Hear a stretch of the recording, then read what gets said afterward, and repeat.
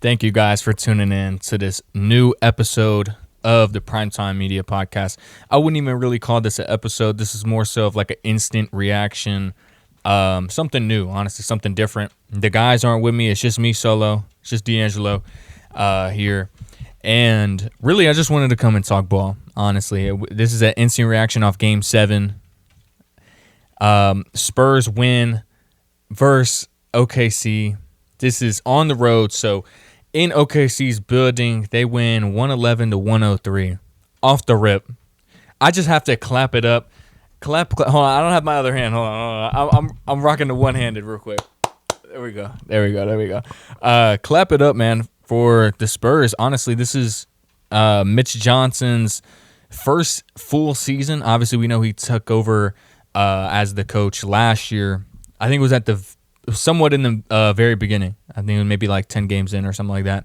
But first full season now as a head coach. And, man, dude, he has these guys playing their hearts out. I think after the game, he was getting interviewed by Taylor Rooks, I think. I think it was Taylor Rooks.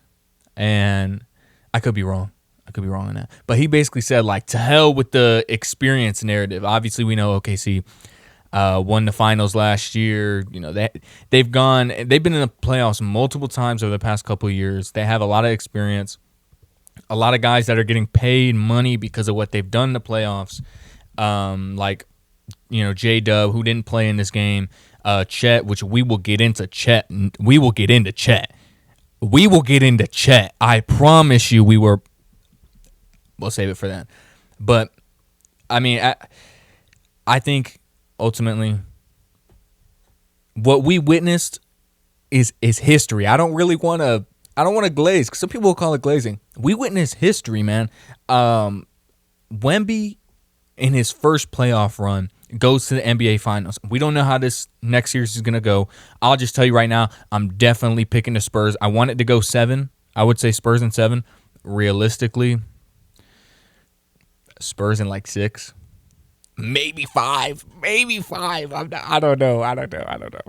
The Knicks are playing good basketball. I'll get into that kind of in a minute. But,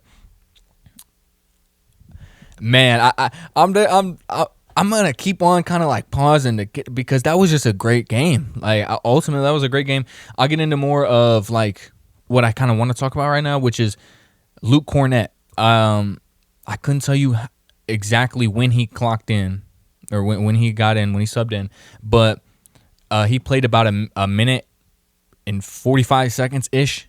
And in that time, I remember thinking to myself, man, this is the time for OKC to put their foot on the gas, make it close enough before Wemby checks in, because he had gotten his 5th foul.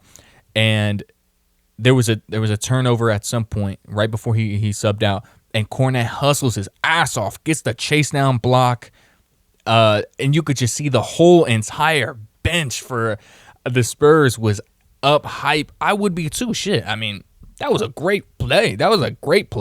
You can't make it up. Cornett, he's going to play here and there in minutes. They trust him the most out of all their backup bigs, obviously, for when Wemby is going to go out, whether it's foul trouble or when he needs rest. But he came in and hooped. For the most part, the Spurs had control over a lot of this game, but it was close. When I say they had control, it was like 10. I think at one point they were up by like 16. It didn't feel like they were up by 16. It barely felt like they were up by 10. They were for most of this game, I feel like it was a 10-point game, under a 10-point game. It didn't feel like it. It felt like a back and forth, gut-wrenching game. In the second quarter, SGA, I think he had 11 out of their OKC had like 13 points. They went on like a nice little run. It wasn't like a 13-0 run or anything like that, but he had about 11 of them. And he was hooping. SGA showed up. He showed up really. This was by far his best game of the series, and it's a shame because he really didn't have a lot of help. Throughout the course of this series, there's been a Jay Will game.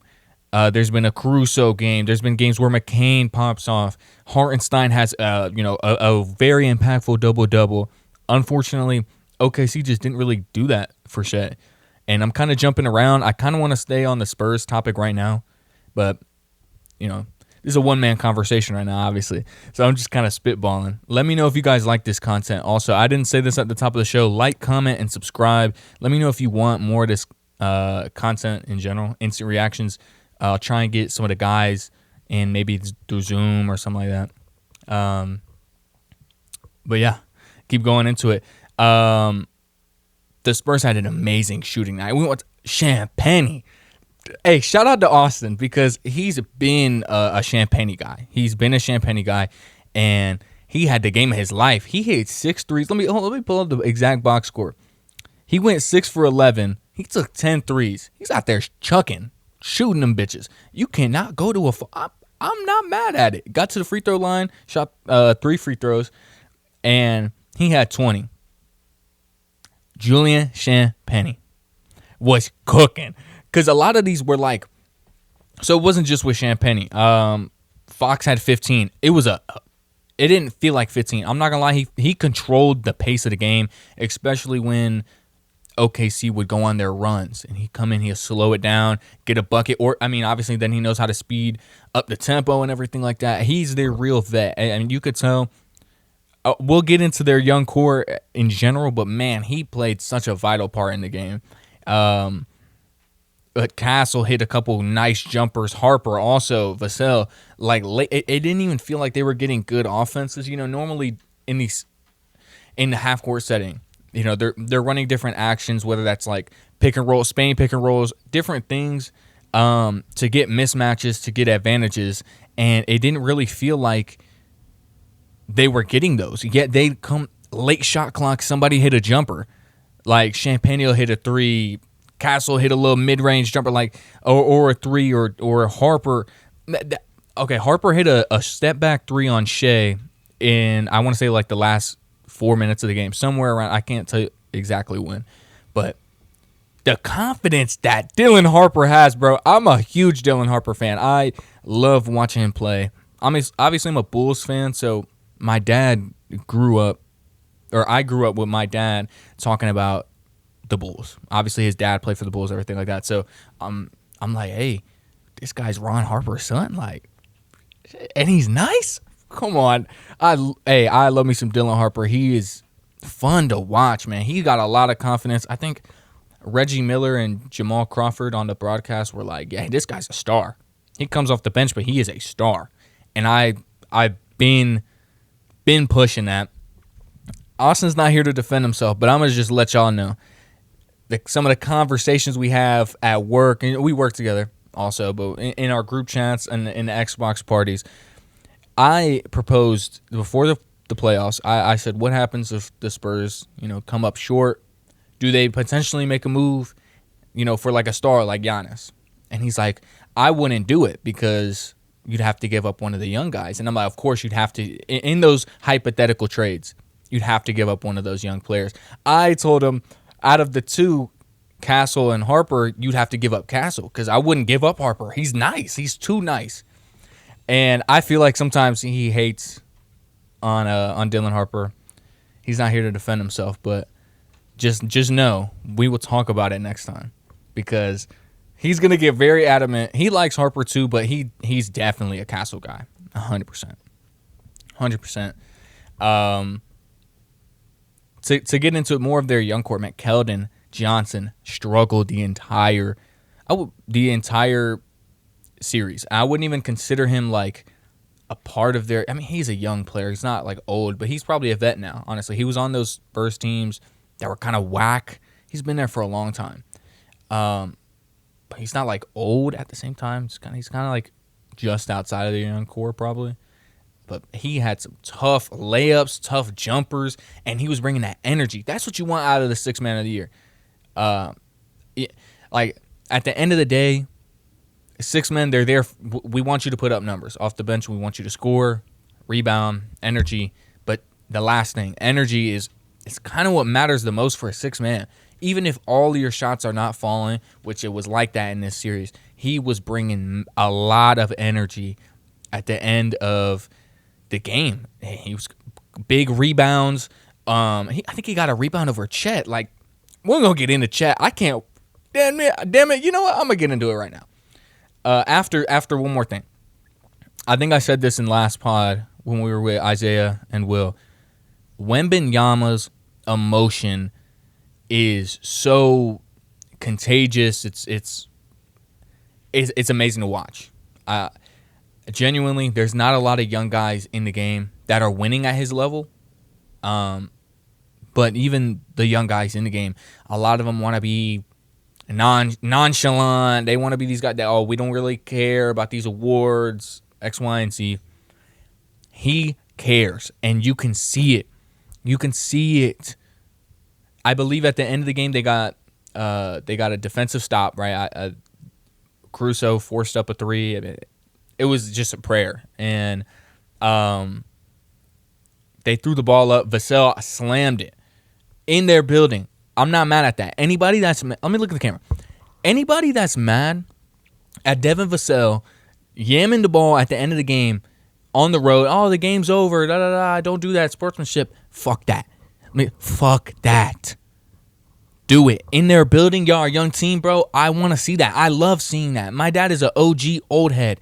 Typically, those people do not like seeing that. He was up. He stood up and was clapping when he saw that, because that's the energy. Y'all deserve that. Y'all deserve that. And you mean to tell me out of how physical this series was, the emotion, the beef between, Wemby and these players, Castle, all of these players, that I guarantee you it will be a little topic on ESPN, whatever these different sports outlets, media outlets. No shade to them at all, because they're going to create storylines out of anything. But I don't think that's wrong. I don't think it's dirty. I really enjoyed that. But yeah, his energy is. As soon as they got that rebound, threw it up to Vassell, Wemby was crying. You could see it, the emotion, the way he's hugging and grabbing all his teammates and his coaches and everything. It's amazing to see, man.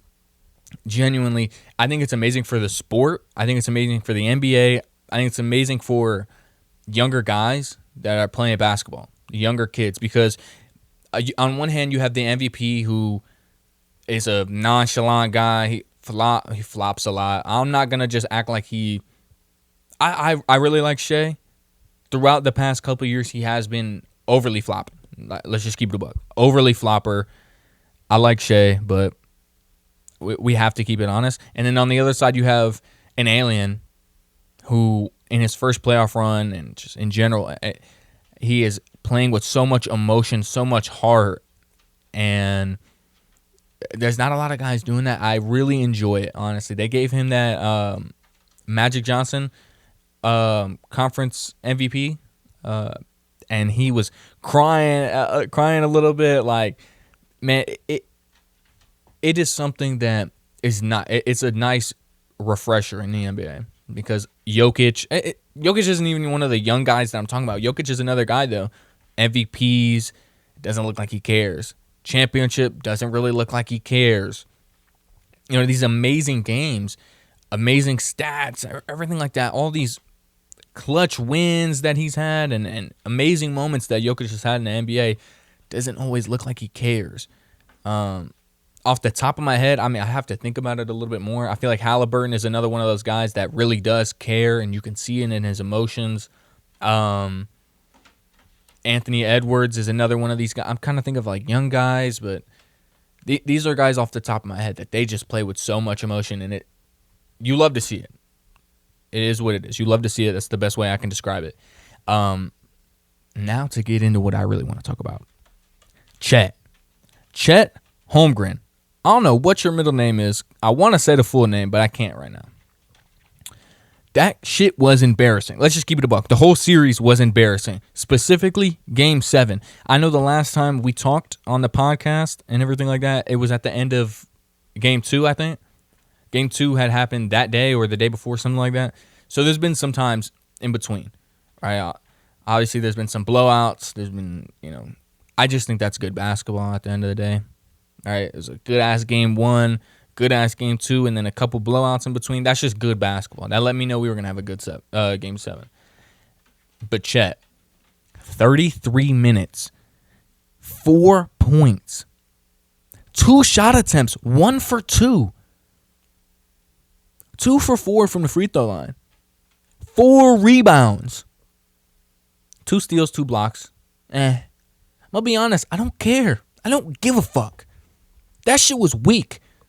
There's people that, pause, he got inches on him, 8 inches on him. He got so much height on these players. Dylan Harper, Vassell, Champagnie. He has so much height, so much advantage. He's not getting these rebounds over these little, I don't want to say little guards, but out of these like guards and these wings. Bro, you're a 7-footer. Chet is like 7'2", something like that. Big ass dude. Big and sorry. And let me make this clear.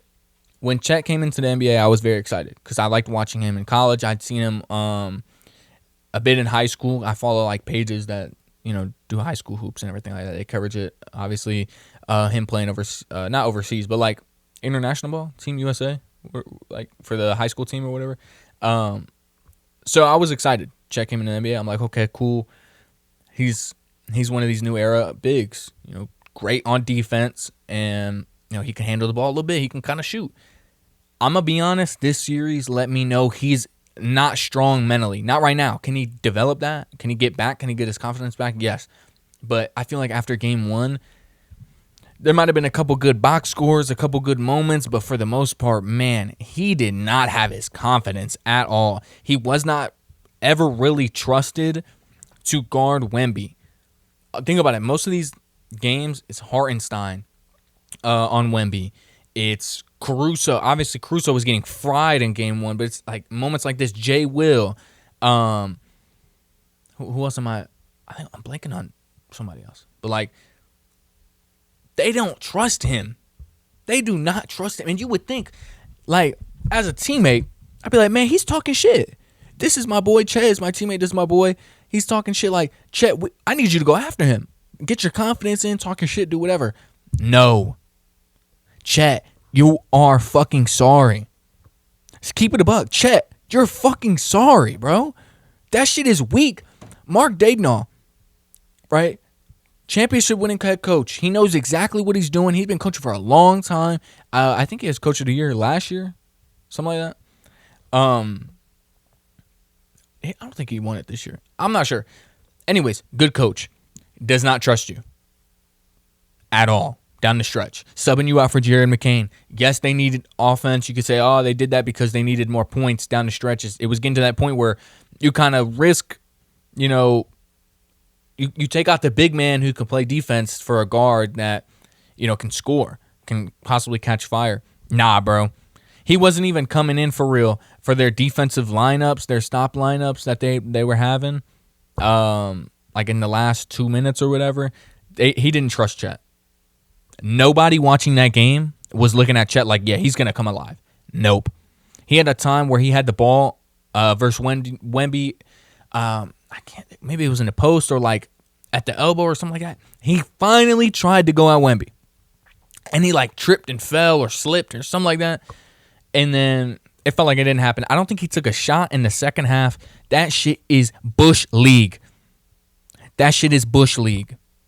Okay? That is what sorry players do. That's what people who don't want actual smoke, fake demons. We're Azim. Shout out to Azim. We're going to try and have him on the podcast, especially talk NBA and just basketball in general, sports in general, right? Shout out to Azim. He's coining the phrase, he's a fake demon. Chet Holmgren, it's all fun and game smiles when y'all winning. I think there's the clip from game 1. You know, cameraman tries to go in the huddle, and Caruso and Chet are kind of like looking at him funny, pushing the camera away, whatever. Y'all some fake demons. I love Caruso. Obviously, he played for the Bulls for a long time. Y'all see Mike in the back? Bulls fan. I love Caruso. I'm not going to talk shit about him, even though I thought that moment was sorry as hell. Because when y'all up, it's all TikTok dances, it's all smiles, it's all jokes, it's laughing, y'all towels in the air and shit. But when y'all getting whooped at home, it's not that. Now all of a sudden it's get away from. Nah, bro. Nah. That shit is weak. Chet, you're sorry as fuck. I ain't gonna lie. Could you beat me in basketball? Sure. Yeah. Who fucking cares, bro? Compared to y'all competition, that shit is weak. You are a good-ass defender. Chet, you're not gonna see this, but Chet is a good ass defender. But to delegate him to primarily being like a help side defender, rotational defender, like free safety role. Yeah, obviously that is he's really good at that. Obviously, he's really good at that. But when you need your defensive player of the year candidate, obviously he wasn't gonna win that shit, but he's a guy of that caliber for sure.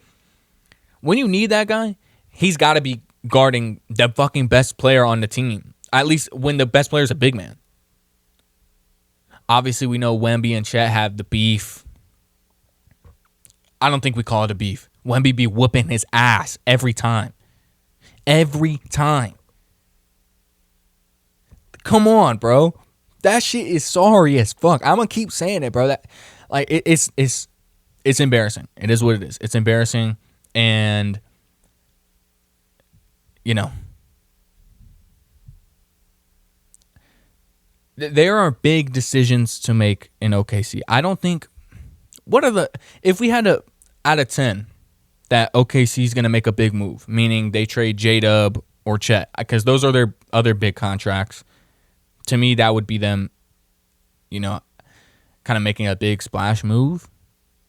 Out of 10, what are the chances that happens? 1 second. Let me see something. All right, my bad. Got distracted for a second. But what are the chances that they trade one of J-Dub or Chet? Obviously, J-Dub's big thing is the injuries. When he's on the court, my bad. When he's on the court, we know he's a microwave scorer. He can play good defense, everything like that. They got to the conference finals with him, you know, kind of barely playing in and out of the lineup. They won the chip last year, and he was more healthy, but he was still missing games. He was healthy at the end, which is what matters. But he was missing games. I feel like this is an interesting conversation because do you trade Chet, who, I mean, his value is going to be at the lowest? It's still Chet. He's still, what, like 23? Still young. I don't know exactly how old he is off the top of my head, but he's still a young-ass player. His value is going to be at the lowest, but he's not. It didn't tank. Like, let's be honest, he's still an ascending player. He's not all of a sudden just going to be out the fucking league. That's not what's going to happen. Do you trade a guy like that, or do you trade, you know, J-Dub, who is like that player mode is I don't want to say it's not hard to find, but there are a lot more players like J-Dub than there are players like Chet.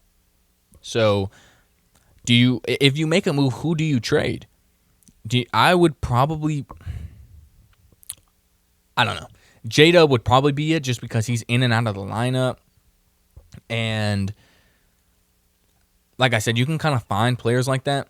I think AJ Mitchell is kind of one of those players too. Like he's got a nice little future. I like AJ Mitchell. He can get buckets. They obviously just traded for McCain. And they have Case and Wallace. Do you give Case and Wallace more of a role? I feel like he can take up more of a role.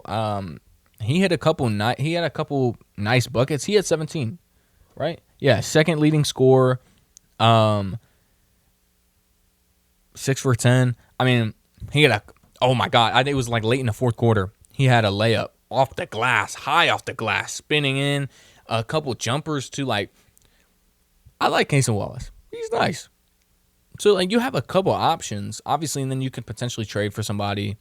They have a top 10 pick, right? Top 10 pick in this upcoming draft. You know, you could add somebody else, to be honest. So, like, J-Dub is the one. If you had to trade somebody, it'd probably be J-Dub. But he's upped his value in the past 2 years. It's just the injuries thing. That's really what it comes down to if you trade one of them. Once again, I want to talk about Shea and how he just, it felt like it didn't really matter what kind of coverages. He was beating double teams. he was passing the ball really well. He had 9 assists, but he probably had like 4 like hockey assists, where the double will come late. They send like kind of like a late double in a way. The double will come to try and trap whatever it is, and he'll throw the ball cross corner, and then it leads to a closeout. Then that guy passes to Caruso at the wing or Cason Wallace or something, and it results in a drive, a drive, a penetration, a floater, or a jumper. And by far, Shai's best performance of the series. When you needed the MVP to show up, he showed up. So a lot of people that were getting ready to slander Shai's name, it's going to happen. They lost. He did struggle for the whole series, to be honest. It's going to happen. The narrative of Shai being a flopper, that's not really a narrative. That's kind of facts. But I don't think people are going to really drop him in their rankings. You shouldn't. But at the same time, I feel like you have to take into account the first 6 games. Somebody said it on the broadcast. I think it was after game 6 or something like that. Might have been Reggie Miller. You can have 6 stinkers in a row. You can be up and down or mostly down for 6 straight games. If you come to hoop in game 7 and you win, none of it matters. He still came to hoop. He didn't get the dub, so you definitely still criticize him for sure. But down the stretch, they didn't have anybody really taking a lot of pressure off him.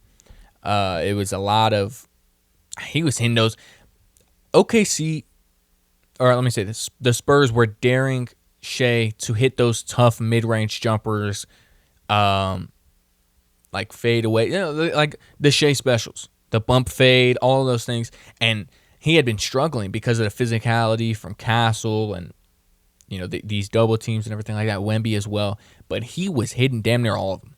He was on fire. I don't want to talk in circles, but ultimately I think that was a really good game. I am very excited for this finals matchup. The last time the Spurs and the Knicks played in the finals was obviously 1999. That was Patrick Ewing, John Starks versus Tim Duncan and them boys. And David Robinson. Obviously, we know how that went. The Spurs became champions. Like I said, I would predict that the Spurs win versus the Knicks. I'd probably say Spurs in 6, but I want it to go 7 so bad. Good basketball is good basketball. I don't care. I expect a couple monster performances from Wemby in the Garden. I think the whole world should expect a couple monster performances from Wemby in the Garden. It's gonna happen. I promise you. I can see the Spurs losing game 1. It's emotional game 7 down to the wire. The Knicks are well rested. They're building a game plan for whoever won. I can see the Spurs losing game 1 for sure, and then everybody freaking out. Right? Oh my gosh. Did the Spurs' lack of, experience, is it catching up to them? You know what I say to that? Hell no. Hell no. The game is going to happen on Wednesday, on the 3rd. I'm going to try and do something, whether that's filming the day after or something like that. I want to get this pod going. Real quick, I guess now I can just talk to the people. Right? Obviously, we're trying to grow this fan base. We're trying to grow. I don't even want to say fans, supporters. That's kind of how it's it. I love this. Talking basketball, talking NFL, talking football, baseball. I want to talk like UFC, boxing, all that. Bivol fought today. Masterclass. All right, that shit. The only thing I hate is that why was it at like 2:30, bro? I had just clocked in. Like I wasn't able to lock in and watch that fight like how I really wanted to. But in general, I just want to put out a lot of content for you guys. We're gonna work on short form content. I am not super familiar with that, so it's gonna happen. It's just the pace at when it happens at. Man, I really do from the bottom of my heart. I love this shit. I love talking sports. This is my outlet. Right, when I'm stressed out, when some people they do whatever. They go for late night drives when they frustrated and whatever. I think about sports. I talk sports. Whether that's in my own head, now I have an outlet to talk. I'm talking to myself, but shit, I'm talking to y'all. At the same time, I'm talking to y'all. So, yeah, this is something I'm really dedicated to. I want to pursue this genuinely. My dream would be to call a game, whether that's baseball, basketball, football, or be on like ESPN. I want my parents to be able to see that.